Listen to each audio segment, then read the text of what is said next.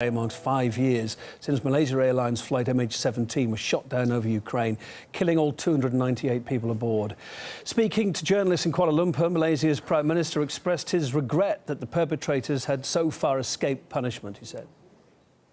Kita merasa sedih kerana ini satu perkara yang dilakukan secara sengaja, tetapi kita tak tahu siapa yang launch roket. Our senior correspondent Murad Gazdiev's across this in the studio. Hi there, Murad. 5 years on, so many accusations, so many counter-accusations. Where does the investigation actually stand at the moment, though? Well, I'd say the same place it stood back then, a year on the first anniversary. On the second anniversary, I was there in Donbass at the crash site. 5 years on, it all depends on who you ask. There's so many versions, interpretations, disagreements, and you know, the truth of what happened is in the eyes of the beholder.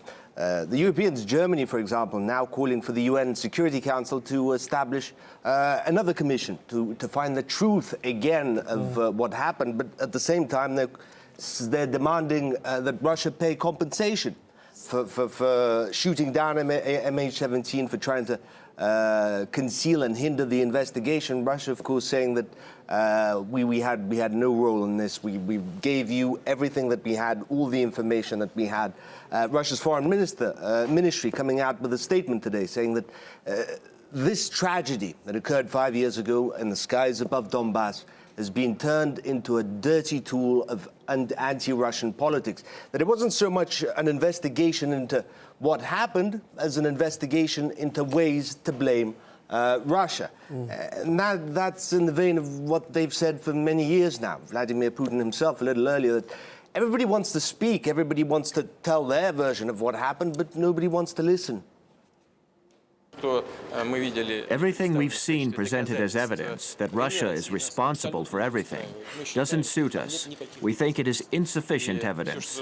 It doesn't say anything. We've presented our version of the events, but unfortunately no one wants to hear it.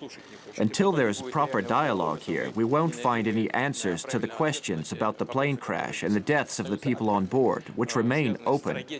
This is a tragedy, and we mourn its victims. Such tragedies are unacceptable.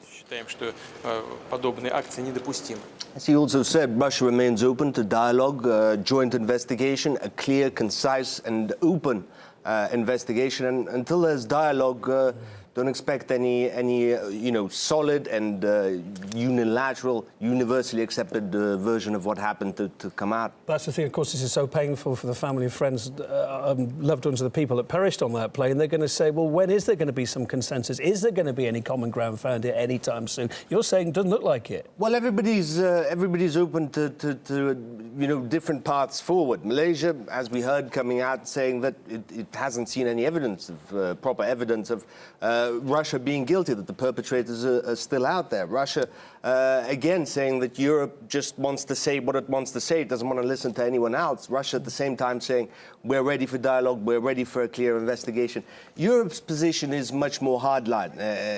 They're sure of what happened. They're sure that Russia's trying to hinder the investigation, that Russia did it, Russia should pay compensation, and that ultimately Russia hasn't helped.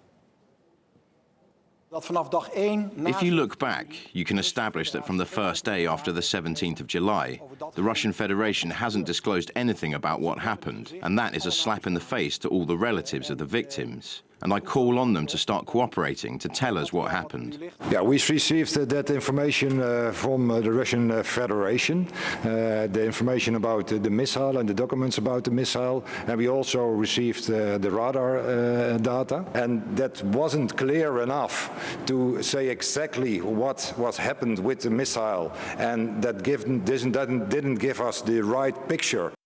As I say, until the Europeans, the joint JIT, the Netherlands, until they become more, as Russia says, more open to dialogue, to a joint investigation, to seeing what others see, there won't be any progress going forward.